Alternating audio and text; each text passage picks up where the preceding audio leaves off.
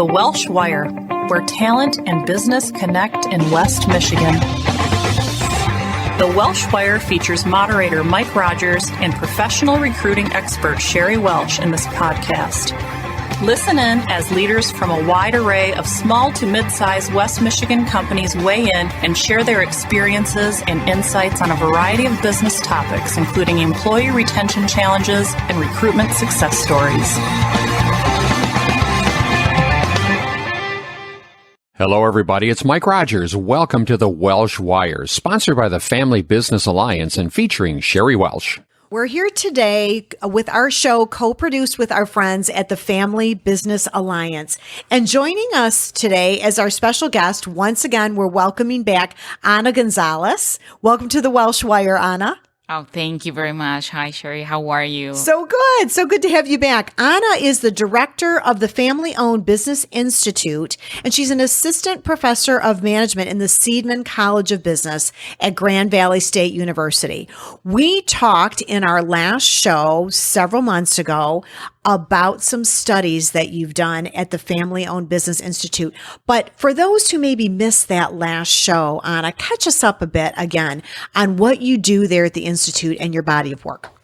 Thank you, Sherry. Yes. So what we do at the Family-Owned Business Institute is to champion and serve family businesses through education, scholarship, and advocacy.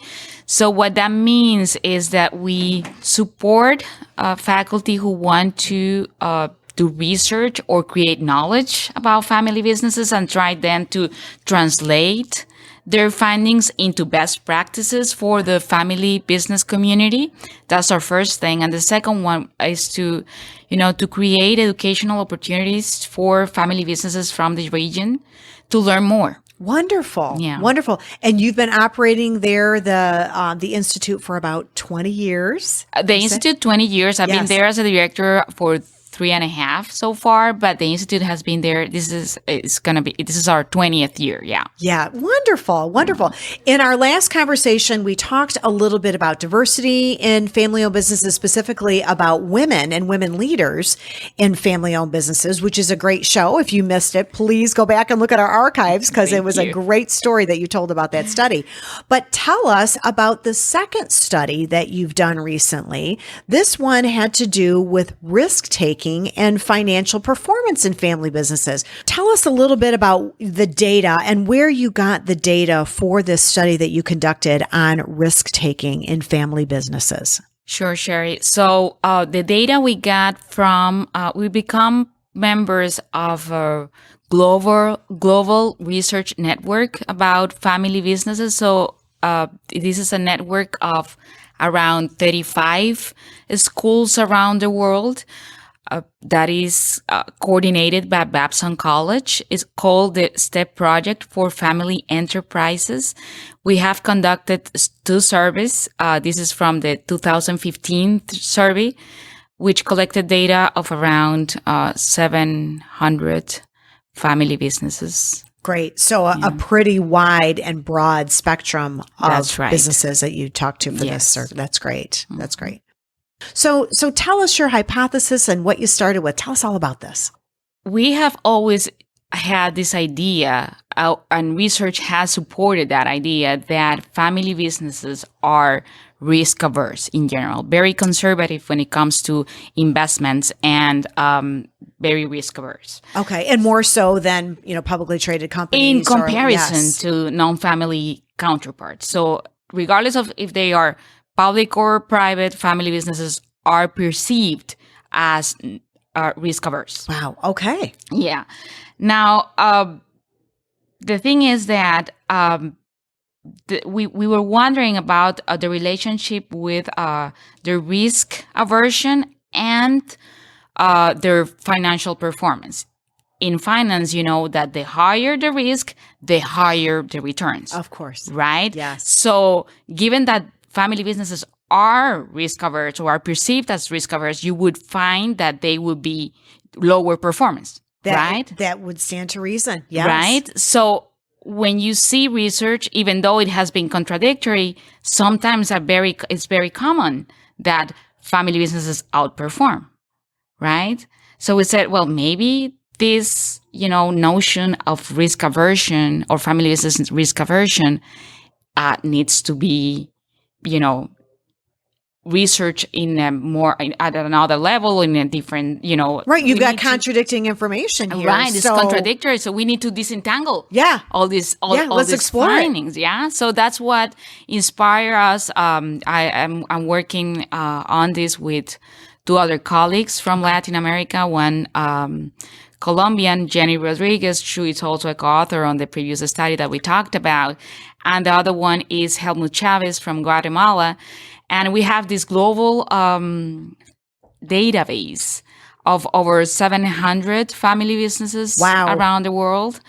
And they are private family businesses. So we said, let's go into those, let's use that data and figure out, the relationship between these risk aversion levels and family business financial performance. Right. So the first thing that we did was to figure out what risk means, right? That's to define it. Yes. Right. So, what it means when it comes to a business is, taking bold actions, venturing into the unknown, right? Sort of, and making big investments. Investments that will require a lot of resources in terms of, course, money or time or people. That's what risk means. Right. And when we went, did a deep dive into the literature, what we found was that, we have seen that we refer as risk-taking regardless of what we ask. So, some researchers have studied risk attitudes. Okay. Right. So, for example, if things like you ask family businesses, well, how do you feel about acquiring a new business next year or in the next 3 years? How would you feel about going international? How would you feel about starting a new business that is a spin-off of this business? Right. In the future, sort of a prospective question. Sure. Right. So to try to measure their attitude, their opinion, their feelings, what they believe about risk-taking. That's one thing. The other group of studies have asked them about things that they have already done. So not about their attitudes, but their actual actions. Okay. Did your study look at both of those things? Yes. Then? Oh, so this might have been very unique in that it combined both of those questions. Both of those. That's right. Fascinating. That's right. So when we talk about actions, we asked the family businesses about have you acquired a new business? How many have you acquired? Have you done mergers? Right. Have you started a new business? Have you started new ventures? Have you got into a new market? Or have you developed new products and are already there in the market? So those are the risky activities that we ask them about. Right. So you see, and sometimes you see that in research, even though they are called different, one is risk-taking orientation, which is the attitude, and the other one is entrepreneurial risk-taking. So they are two different, but they are two different things. Absolutely, they are. Yes. And when we ask family businesses, they have very different results. Okay. And what's more interesting is that they are not measuring the same thing. They are two separate constructs. So how do the results differ? Tell us about that. So what's interesting is that what we found in terms of the risk-taking attitudes, right? Their beliefs, their opinions towards risk, we found that family businesses and their relationships with performance, we found that there's a negative relationship between risk-taking orientation, their attitude towards business, and performance, and it goes down to a point where they say, you know what? If I keep this attitude, I probably be out of business soon. So it changes and it starts going up. Whoa. So it has a U-shaped relationship, risk-taking orientation and financial performance in family business, right? So it goes down to a point where they say, you know what, we need, that's our interpretation, of course, but somehow they change and it starts and then it becomes positive. What we think is that probably they say, you know what, we need to change something. We need to start exploring something different. Otherwise, we're going to be, if we don't take this risk or we don't actually look for things, that could be risky. Right. Then we're going to keep going. So I wonder within that, I mean, did you look at, first generation, second generation, third generation? Do you start to hit the bottom of that U shape as you go with progressive generations? Because we hear a lot about the handoff from first to, the original founders of first generation to second generation, the success rate and the ability to keep the business in the family, as you know, kind of goes down. Does that play into it at all, Anna? That's a very interesting question. And we did control for generations. So there's no effect on that relationship of the generation. So we control for generation and we control for the age of the respondent. Because you usually tend to think that, as you get older, you might be less risk averse because so you're we trying control to for protect the that assets. too. Okay, interesting. So that did not play into it at all. No. Interesting. Yeah. Very interesting. Really interesting finding. So exactly. So that in terms of, the U-shaped. Right. They let it get so far and then they say, no, we've got to come out of that. We've got to change our attitude. We got to think differently about this. Exactly. Or we're not going to be here anymore. Exactly. So that was an interesting result that we got. The other one would be when we went to study the actions, the previous actions that they have done that are risky, we found we were expecting to have the inverse, like the inverse U-shaped, where you start investing, acquiring businesses or diving into new markets, you will have a positive relationship with performance, right? Up to one point, and our rationale was there's going to be a point where there's going to be so much that they will not be very good at managing those that the relationship will start decreasing, Okay. So if you keep buying things, right, there's going to be a point where you can just, effectively manage them all. Right. Right. So our expectation was to see, a turn there. Like, does it drop off and start to take a downturn? Yeah. Exactly. It didn't happen. It was positive all the way. No kidding. Yeah. So what does that mean? Did they learn how to develop their management team and grow a leadership team to be able to? We then tried to explore, let's have an explanation. Maybe the context has to do with, with whatever decision. And since we had a global, database. Right. What we found, which I think is also very interesting, is that, taking these risky actions, having the right behaviors when it comes to risk taking, pays very well if you are in a very high competitive environment. If there is too much rivalry, you need to look for different things. And if you actually invest on those, performance is going to go well. Family businesses perform better in highly competitive environments if they invest in risky activities like mergers, acquisitions, and, venturing in new businesses. Very, very interesting. Yeah. When it comes to attitude, when it comes to attitude, what we found is that in hectic environments, like in emerging countries, for example, where institutions are not that protective of, the people or the business or doing business, I guess, what we found is that the relationship tends to decrease between the risk-taking attitude and performance. Wow. So what does that mean for us? There's a lot to unpack. I know. In those findings. So what do we learn from that? How can we change the way we approach risk in our businesses, our family-owned businesses? So our take from these results is that first, the environment matters when it comes to risk taking. That's one thing.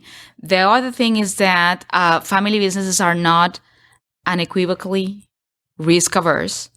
You know, there are differences. Which we thought they were, but they're not. Exactly. Yeah. So sometimes they take a lot of risks, and sometimes when they don't even realize it until you actually let them know. Well, you tell me that you show me that you have a low attitude towards risk, but when I see what you have done, it shows the opposite. Right. Right? So that's another thing that I think is very interesting.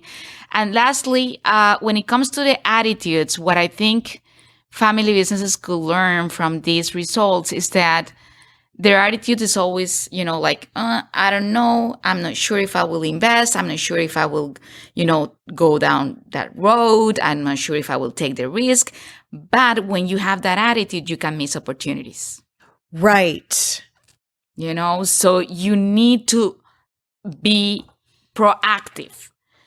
Yes. It's not about buying businesses, of course. It's more about being aware that there are things happening outside that you need to look for so that you don't miss or overlook opportunities. Right. I think that's Very my well take, from these results about, the difference between your attitude towards risk and actually taking a risk, Yes. So we got stronger results when it comes to the attitude.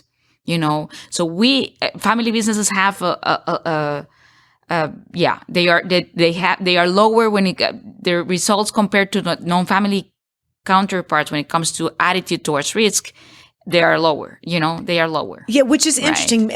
We don't know why. It would seem to me to reason that, they're trying to protect the assets of the family. There seems to be more at risk if they lose. Right. The whole family loses. There's a lot on me. So they're protecting so much more, perhaps, in a personal way.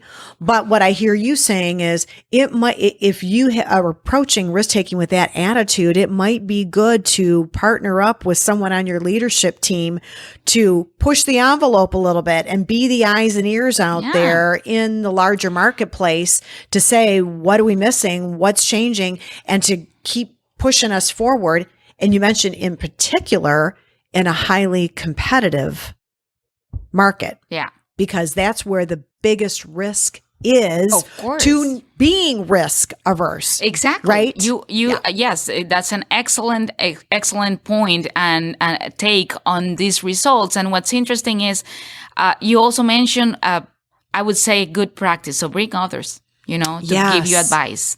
Have a board of advisors with, outsiders that can give you, that can help you identify those opportunities. Right. You explore out there so that you don't overlook things that are, that could be a good fit for your business. Certain, right. To bring things to you. And also they can help you vet those ideas. And I've often said with friends starting businesses or looking, I say, let me poke holes in it. Yeah. I love to help look at business plans with people and say, let me poke some holes in that for you. Have you looked at this? Have you looked at that? But that board of directors or that unofficial board of directors, depending on the size of your operation, can also help you. Yeah, because we often see that, you're so focused as you're running the business, and we see that on family businesses that they are doing and doing and doing and doing, and we show it here. Yeah. They are doing the risky activities, they are doing them, right? But they need to look around and see if there are opportunities out there that they should be taking advantage of. Right. And they might be overlooking. Right. Yeah. And from your study that the ones that are taking advantage of them are winning. Yeah. They have very good results. And again, it seems to, keep working for family businesses, right? Right. So, yeah. Right. So our takeaway today is don't be afraid of risk. No. Don't be, and again, so for one thing that is interesting and I didn't mention is that investing in research and development, usually, which is a risk-taking activity, Sure. And family businesses score very low on that in general. And R&D, they just don't invest in it. They don't seem to be investing a lot. And that's not an attitude, that's a behavior. However, if you think about that sort of investment, it's very uncertain as opposed to buying a business, Right. Because it's not tangible. Right. The results. So you invest in R&D and you don't have no idea if that's going to work. Right. While if you invest on an acquisition, at least you see. Right. Unless You have some immediate results. Or something. Potentially you do. I mean, if you make an acquisition and you're buying a business that's successful, you have some immediate results to your bottom line. When you invest in R&D, it's an expense. Yeah. It's a cost. It just drains the resources of the organization. Your profitability. Exactly. Unless you hit the next big idea. And then this is a calculated risk that you're able to take because your research is able to show you that you've got a product here or you've got a service here or whatever it is that could potentially score really big. And so that data helps you make a really good informed decision and take a calculated risk. Yeah. So that's interesting. So we need to spend more time probably in R&D. Yeah. Also, not just buying more the resources, the safe, tried and true. Yeah. Yeah. Very, very fascinating results. I think that's a takeaway from this because again, investing on R&D it has to do with your attitude. Yes. Towards risk. Not necessarily your actions, but your attitude. Right. So family businesses need to change that. Right. Really, and embrace it as part of their strategy for moving forward. Mm-hmm. Great information. A really, really interesting topic to talk about. I'm so glad you joined us today, Ana. Thank you. So again, we're here today with Ana Gonzalez. She's the director of the Family Owned Business Institute and the assistant professor of management in the Seaman College of Business at Grand Valley State University. And we've been talking about family businesses and risk taking, and we have learned a lot today. My goodness, Ana. So if our listeners want to know more about this study, about what it could mean to them in their business, or just want to know more about what the Family Owned Business Institute is all about at Grand Valley, how can they reach out to you, Ana? Well, email will be, the most effective way to do that. My Gmail is GONZ as in Sierra, AANA at gvsu.edu, or they can check our contact information on our website, gvsu.edu/FOVI. Wonderful. Thank you so much, Ana, for being with us today on the Welsh Wire and with the Family Business Alliance as well. Oh, thank you very much, Sherry, for having me. I really enjoy our time together, and I hope, I brought something interesting for you. You absolutely did. Thanks so much. Thank you. Thank you for listening to the Welsh Wire. We hope you'll join us for the next episode. For more information, visit welshandassociates.net.